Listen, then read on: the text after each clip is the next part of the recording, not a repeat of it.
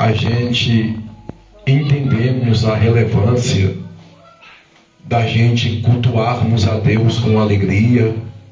Se os irmãos perceberem, a nossa forma é levantar as mãos, é dar glória, é enaltecer o nome do Senhor. Conforme está escrito em Salmo 100, celebrai com alegria, com júbilo, com cânticos, hinos espirituais, levantando as mãos e assim por diante. Por isso que a gente temos esse hábito pautado, alicerçado dentro da Bíblia, em louvar a Deus com gestos, e que assim possamos todos nós nesta noite glorificar. A cidade toda conhece, e o ministério tem ficado como uma referência dentro da cidade, de integridade, de santidade e diferenciado pela forma que nós acreditamos em princípios bíblicos que já foi esquecido e já foi tirado do meio da igreja, e nós preservamos ainda esses princípios bíblicos de santidade, de renúncia e de uma vida constante com Deus. É fácil? Não é, porque um pastor ele quer abraçar todos, mas nem todos querem abraçar o pastor. Um pastor ele quer abraçar todos, mas nem todos querem abraçar a obra de Deus. Um pastor quer abraçar todos, mas nem todos querem abraçar os princípios que o pastor ensina e aplica na igreja. A gente vai ser chamado de pessoas rígidas, de pessoas que estão ultrapassados, porque estamos vivendo no tempo da hipergraça, aonde tudo deve ser aceito dentro da igreja. Mas continuamos pregando que igreja é igreja, que a porta estreita não passou por reforma, ela continua estreita. O caminho que nos levará ao céu é um caminho apertado, é um caminho de renúncia, e é um caminho a qual a gente devemos piamente viver uma vida piedosa na presença de Deus todos os dias, aprendendo com a sua palavra e buscando o direcionamento do Espírito Santo, para que assim possa nos conduzir. E a gente observa em nossos dias atuais, muitos querem viver em Cristo, mas não querem que Cristo viva neles. Muitos querem o Evangelho, mas não querem que o Evangelho esteja enraizado neles. Em Colossenses, no seu capítulo 2, no seu versículo 7, vai dizer: estais enraizados em Cristo, ou aprofundados em Cristo, confirmados na fé, no Filho do Deus vivo, que é o nosso Senhor Jesus. Está enraizado em Cristo é estar enraizado em sua doutrina. E que doutrina é essa? É a doutrina bíblica, é a doutrina a qual o próprio Senhor Jesus, escute, a qual o próprio Senhor Jesus Cristo, quando estava reunido com os seus discípulos, ele vai dizer no capítulo 11 e no seu versículo 29, ele vai dizer aos seus discípulos: aprendei de mim, que sou manso e que sou humilde de coração, porque o meu fardo é leve. Veja bem que o Senhor não vai dizer aos seus discípulos para eles poderem orar para poder ser manso, para eles poderem orar para poder ser humilde. O Senhor vai dizer: aprendei de mim, porque Jesus, João capítulo 1, Evangelho de João capítulo 1 por diante, vai dizer: o verbo estava com Deus, e o verbo se fez carne e habitou entre nós. O verbo é a palavra, o verbo é Cristo Jesus. E quando ele vai dizer aprender de mim, ele diz: aprender com a minha palavra. Tomai por exemplo as minhas atitudes, tomai por exemplo o que está escrito em minha palavra. Tem pessoas que podem orar a vida toda, que nunca vai ser humilde, vai continuar soberba, arrogante, se achando que é alguma coisa.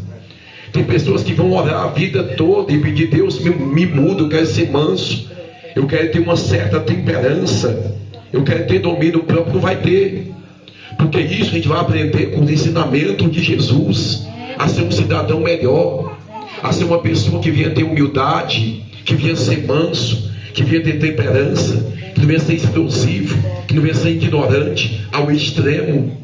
Então o Senhor Jesus é manso, Ele é humilde. A Bíblia diz que os que quebrantados de coração, o Senhor abraça, o Senhor ama, e o Senhor se compadece deles. Mas os soberbos Deus o despreza. A humildade tem que fazer parte da vida de um cristão. A temperança, a relevância tem que fazer parte. E o único meio disso, a gente aprender com o Senhor. Não tem como eu querer ser uma pessoa sem enraizada em Jesus, sem enraizada no Senhor, se eu não quero aprender com o Senhor. Eu vejo aqui no Nordeste, em geral, a maioria tem dificuldade de ouvir 30 minutos de Bíblia. E eu não sei onde é que está o amor de muitos irmãos. Se eu amo a Cristo, eu tenho um prazer em ouvir o que vem de Cristo. Eu contei um pouco da minha história baseada em tudo que Deus fez, mas eu vim aqui falar de Jesus, a sua palavra. E se eu não tenho prazer em ouvir a palavra de Cristo, eu então tenho prazer em coisas mundanas. Então eu vou ter prazer em outras coisas. Mas se nós somos cristãos, e se estamos enraizados em Cristo, e estamos se aprofundando cada dia mais em prosseguirmos, em conhecermos a sua palavra e aprender os seus ensinamentos e estatutos, então eu vou ter prazer em ouvir a sua palavra. Eu vou ter prazer. A gente tem um culto lá, irmãos, que Deus tem feito grandes coisas neste culto, que é 4 horas da manhã. O culto é 4 horas da manhã. E quando o Senhor falou comigo bem assim: faça um culto 4 horas da manhã, e não tem negócio de terminar, não, é só um mês, não, é até a volta de Jesus. Logo veio no meu coração: o povo tem dificuldade de ir para o culto 7 horas, o povo chega às 7, quando dá 7h30 quem mora. Imagine 4 horas da manhã. E o Senhor falou comigo: faça, porque ainda tem pessoas que estão como Salmos 63, a qual a Bíblia diz, o salmista diz: de madrugada eu te busquei, porque a minha alma tem sede de ti, ó Senhor. Ainda tem pessoas que têm sede de Deus. Ainda tem pessoas que têm fome do Senhor.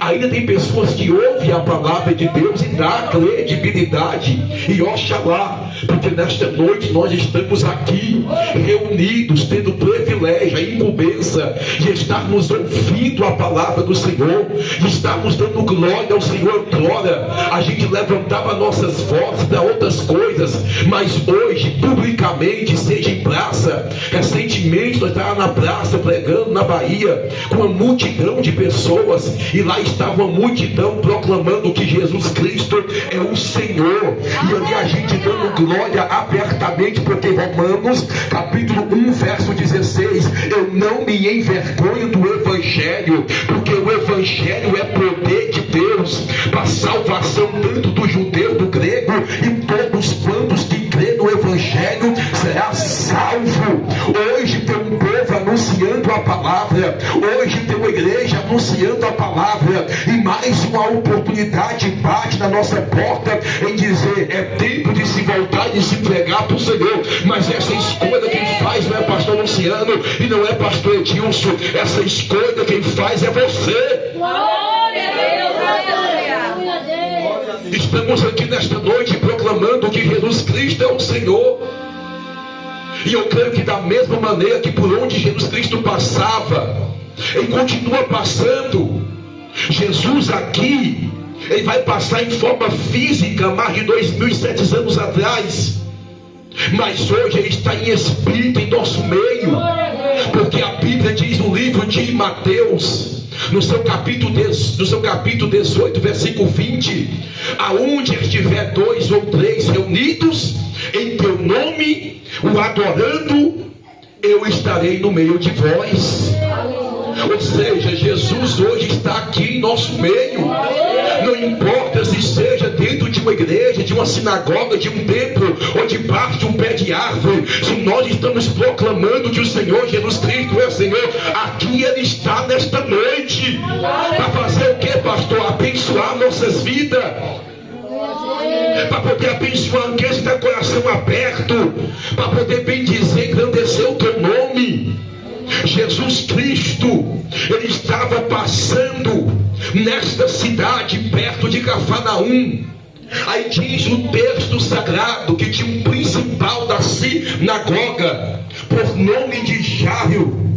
Esse sendo conhecido diante de toda a sociedade, um homem importante diante da sociedade, um homem que tem nome diante das pessoas. Mas o que eu acho interessante, que mesmo sendo o principal da sinagoga, e mesmo sendo um príncipe em Israel, e mesmo sendo conhecido diante de todos, não vai ficar isento dos problemas, não vai ficar isento de luta, de enfrentar adversidade. O problema bate na porta dele, a dificuldade bate na porta dele. Não é porque você é crente, não é porque você é cristão, que você vai estar livre ou isento de problemas, não, irmãos. Problemas vai vir, vai bater em nossa porta. Mas quando o problema bater em nossa porta, a gente sabe qual a solução que a gente devemos tomar. Outrora talvez a gente não sabia. Quando o problema bate na porta de muitos, procura um psicólogo, procura um psiquiatra, procura talvez o vizinho, o amigo. Mas nós sabemos que antemão, quando o problema insoluto bate na nossa porta, logo a gente dobra os nossos joelhos e a gente clama ao favor dos céus e clama ao favor do Senhor Jesus Cristo. Dentro deste texto bíblico tem algumas lições pertinentes a ser aplicada em nossas vidas quando surgir alguns problemas adversos que vier sobre a minha casa, sobre a tua casa, sobre as nossas vidas. Nós como cristãos, a gente não vai entrar em desespero e fazer como muitos faz. Alguns até tiram a própria vida, alguns até se afastam da presença de Deus. Mas nós entendemos que independentemente do nosso cargo eclesiástico, a gente entende uma coisa: se o problema bater na nossa porta, a solução ainda é Jesus. A Bíblia diz que um problema bate na porta deste homem, vai trazer aflição, porque ele tem uma filha, e você quer ver mexer com a estrutura familiar? É algum filho seu ficar doente, é algum parente seu ficar doente, a quem você ama, um ente querido. Então mexe com a sua estrutura, mexe com o seu emocional, mexe com o seu psicológico. Mas aqui nós entendemos que quando a filha deste homem fica doente, irmãos, eu aprendo algo aqui com este homem, nós também devemos aprender, porque a Bíblia está o tempo todo nos ensinando a vivermos uma vida dependente de Deus, irmão. Tem gente que é dependente de A e de B, mas a Bíblia diz em Salmos, no livro de Salmos, que alguns confiam em carros e outros em cavalos, mas nós confiaremos no Senhor e fazemos menção do nome do Senhor Jesus. A nossa confiança está em Deus, a nossa dependência está em Deus. Este homem era a principal da sinagoga, este homem tinha recursos financeiros, este homem tinha capitalismo, este homem tinha condição de pegar a sua filha e levar ela nos melhores hospitais da época, procurar os recursos medicinais da época. Mas a Bíblia não mostra que este homem pega a tua filha e leva ela até o hospital. E por quê, pastor? Porque nem tudo o médico vai dar jeito. Aleluia. Nem tudo as pessoas vão dar jeito. Nem tudo as pessoas vão resolver. Tem coisas que só o céu pode resolver, que só os céus pode fazer. E olha só o que diz o texto bíblico. Ele pega, deixa a sua filha em casa, deixa certamente a mãe em casa, e ele, como sacerdócio, ele vai procurar um recurso, porque ele ouviu falar que Jesus estava passando por ali, por perto. Ele ouviu falar de Jesus. Ei, meu irmão, se hoje você está aqui, se hoje você está ouvindo a palavra, é porque um dia você ouviu alguém falar de Jesus. É porque um dia alguém falou de Cristo para você. Algum dia alguém pregou para você esta palavra e você ouviu, deu credibilidade, entregou a sua vida ao Senhor Jesus Cristo, e hoje você é nova criatura em Cristo Jesus. Eis que as coisas já se passou e eis que tudo se fez novo, e agora nós andamos em novidade de vida em Cristo Jesus, porque fomos alcançados pela maravilhosa luz do nosso Senhor. Porque outrora a gente andava em trevas, mas hoje a gente anda na luz do nosso Senhor Jesus Cristo de Nazaré. Jesus te chama das trevas para a luz. Glória a Deus. Mateus capítulo 11, verso 28. Vinde a mim, todos que estáis cansados e oprimidos, e eu vos aliviarei. Jesus, ele convida. Jesus, ele chama. Muitos são chamados e poucos são os escolhidos. Deus chama todos. Havia arrependimento, mas apenas os escolhidos é que dão ouvido à voz de Deus. Se alegra nesta noite, meu irmão. Dê glória e hosanas ao Deus vivo, porque Deus te escolheu no meio de uma massa, de uma sociedade, ao meio de uma multidão de pessoas incrédulas que não dão ouvido à palavra. Nós ouvimos a palavra, nós acreditamos e nós fomos chamados por Deus e temos ouvido.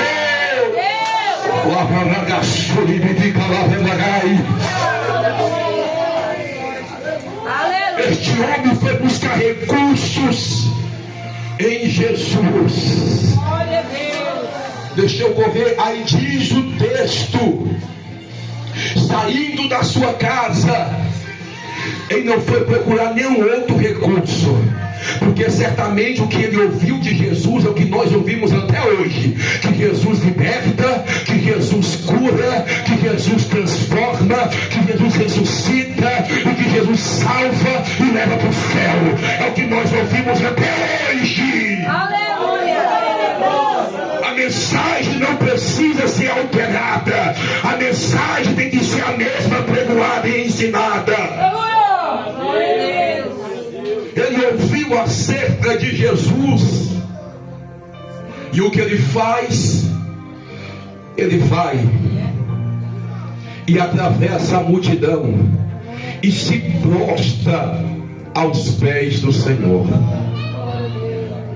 Ele vai romper a multidão, ele vai quebrar o protocolo, porque talvez alguém, ele poderia pensar: o que vão pensar de mim? Eu sou um principal da sinagoga, eu sou um homem conhecido, e eu vou me prostrar diante de um judeu? Ele poderia ter pensado isso, como muitos, quando vai tomar uma decisão, entregar a vida para Jesus, pensa num bocado de impedimentos. Quando vai entregar a vida para Jesus, pensa num bocado de coisas que vai ter que deixar de fazer. Mas não, ele não vai pensar o que A e B vão dizer dele. Ele vai se prostrar porque ele entende a sua necessidade.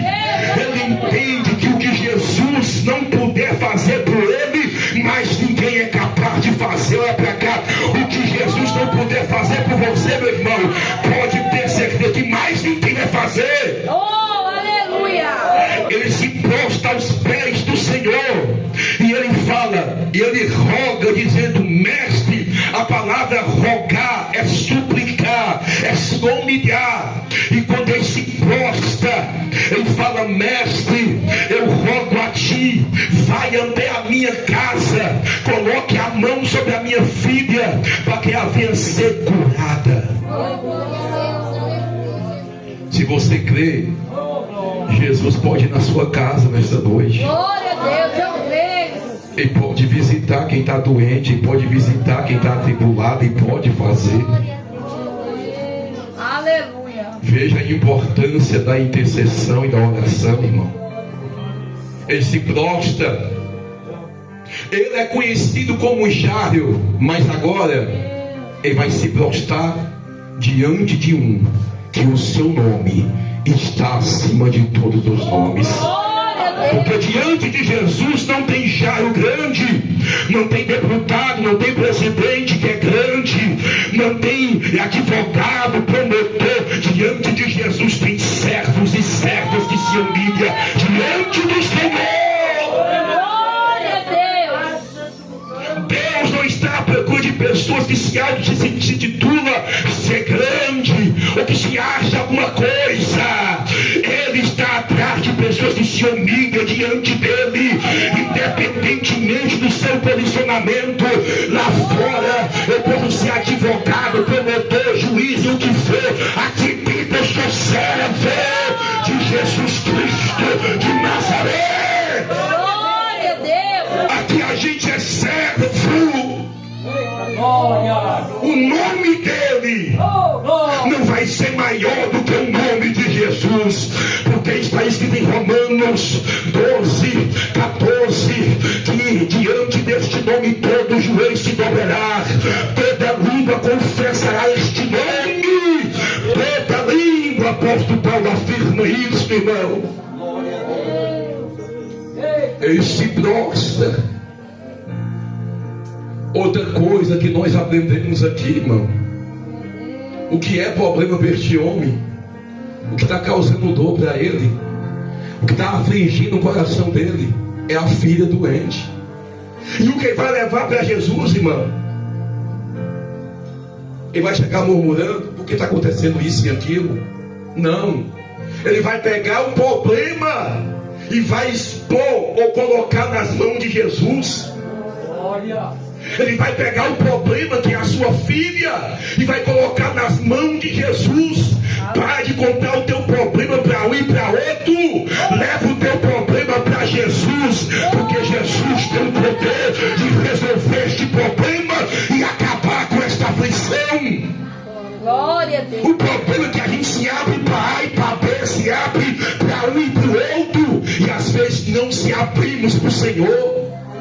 Mateus capítulo 6, versículo 6. Entra para dentro do teu quarto e em particular fale com Deus, que em particular Deus vai te responder.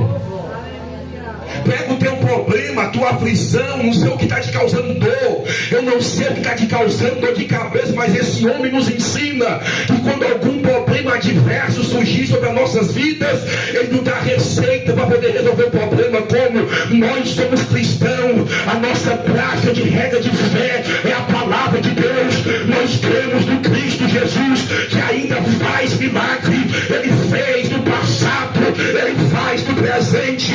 Como no livro de Hebreus capítulo 3, versículo 8, Jesus é o mesmo ontem, hoje e eternamente. Aleluia. Ele continua sendo o mesmo ontem e hoje. O que fez no passado faz no presente. Aqui tem testemunhos de pessoas que vivem milagre constantemente com Jesus. Aleluia. Ele pega o problema e apresenta a Jesus. Sabe o que o Senhor está dizendo para você nessa noite? Pega essa aflição, pega esta angústia, pega este problema que tem tirado o teu sono, que tem te perturbado, e leva para Jesus. Entrega para Ele. E qual é a condicional disso, pastor? Submeter à vontade do Senhor. Qual é a condição disso? Ser dependente do Senhor. É dizer: Senhor, eu coloco o meu problema nas tuas mãos, mas também eu estou disposto a enfrentar o que for do lado do Senhor. Aí escute, Jesus não vai dizer não para este homem, porque a Bíblia diz que o Senhor não despreza o coração quebrantado e contrito. O Senhor não despreza, irmão.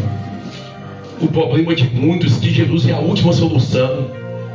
Procura A, procura B, procura o macumbeiro, procura tanta gente. Aí quando tudo dá errado, chega no extremo, no fundo do poço, aí Jesus é a última solução.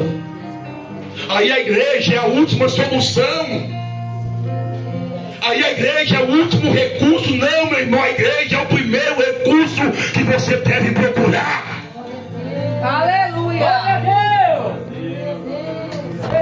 Olha o que diz o texto bíblico. O Senhor não diz não para ele. Você, eu vou até a sua casa. Jesus disse que ia fazer. Jesus disse que ia operar. Mas nunca disse que ia ser do jeito dele. Quantas promessas Deus nos faz. Quantas confirmações Deus nos dá. E muitas das vezes a gente pensa que vai ser de um jeito. E é totalmente diferente. Porque os caminhos do Senhor são mais altos do que os nossos.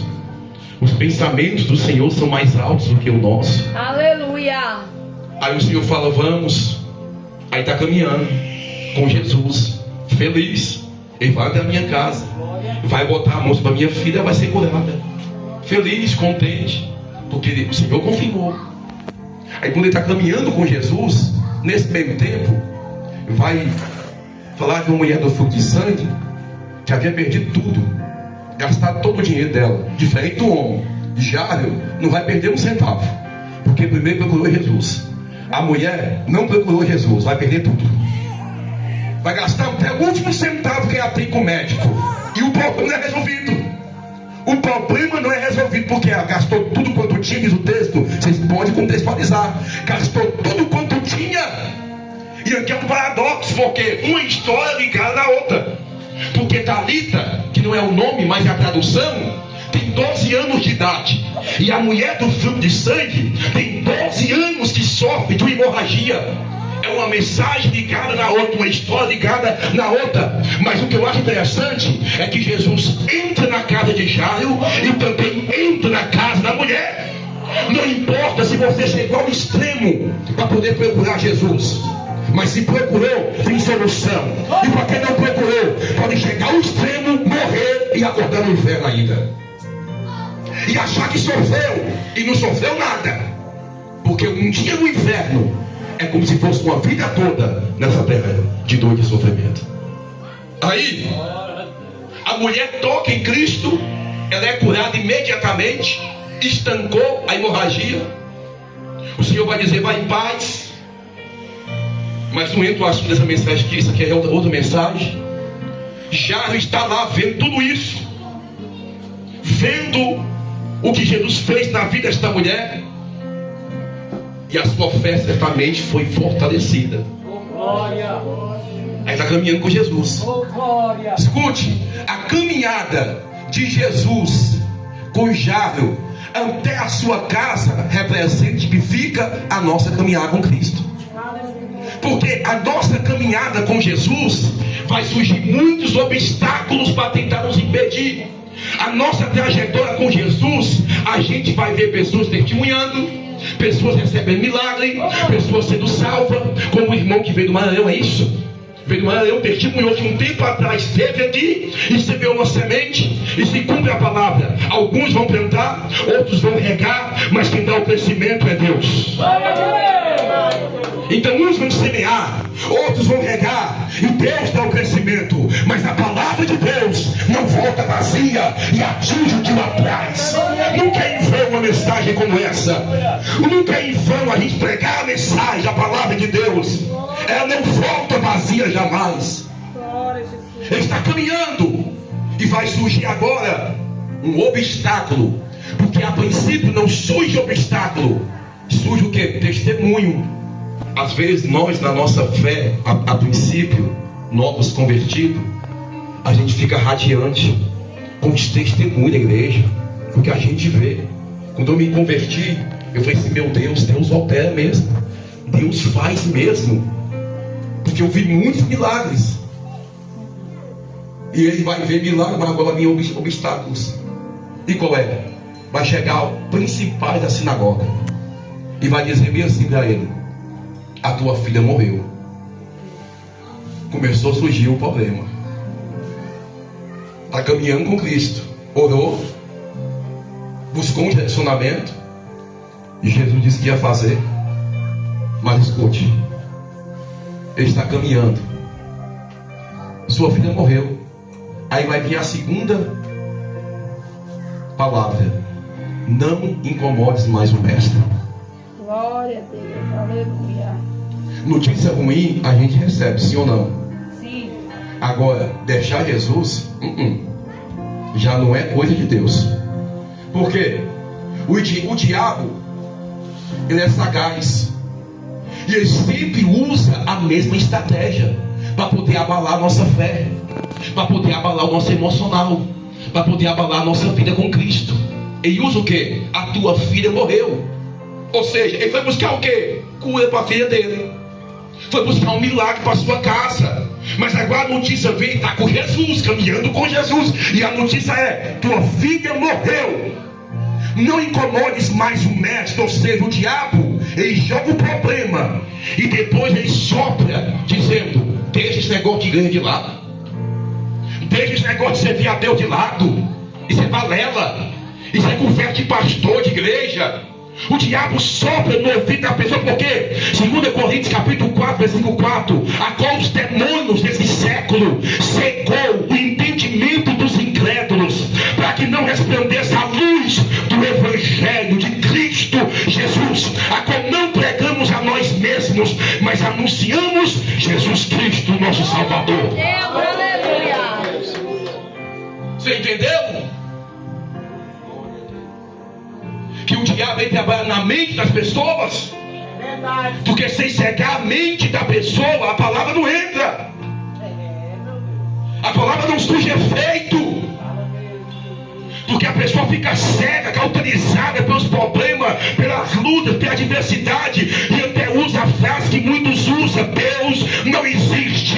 E porque acontece tanta coisa ruim, as coisas ruins acontecem por causa das escolhas tomadas fora da direção de Deus. Porque com Jesus pode ter luta no começo, mas no fim tem vitória. Glória a Deus. Aleluia. Nós podemos passar uma trajetória toda de luta, mas quando chegar no céu, cantaremos o hino da vitória e vamos dizer: sim, é verdade. Pode até passarmos por luta, por diversidade, mas a vitória chegou e é permanente. A vida com Jesus, no fim dela, tem vitória de um jeito ou do outro. Percebe-se as nossas vidas como é que é? Hoje você enfrenta uma luta, amanhã vem um refrigério, depois vem uma luta, depois vem uma vitória, e assim você vai caminhando. Mas o apóstolo Paulo escrevendo vai dizer que o sofrimento que nós passamos aqui na terra não está comparado ao tamanha glória, tamanha glória que vamos receber lá no céu. Vale a pena, meu irmão, não desista, continue firme, continue buscando, continue se dedicando, continue adorando, continue louvando, continue exaltando, continue na obra, na presença de Deus. Não deixa as lutas te abater e te afastar. Não deixa as amizades, entre aspas, que vem dizer: para de servir a Deus, para com esse negócio de igreja, não incomodes mais o mestre, sua filha morreu. Amigos ou colegas disfarçados, mas enviados por Satanás, enviados pelo diabo. Ei, Jairo, tua filha morreu. Jogou em cima dele de uma vez o problema, sem apresentar a solução. E qual foi a solução que ele quis apresentar para Jairo? Pode deixar Jesus.